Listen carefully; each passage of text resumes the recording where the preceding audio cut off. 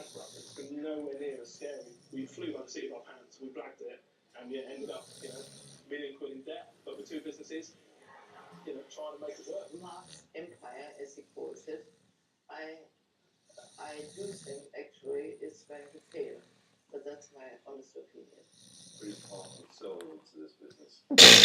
See it, just the way he talks, just the way he converses. It's just. And he's so animated, it's great, isn't it? Listen to him all night. Yeah.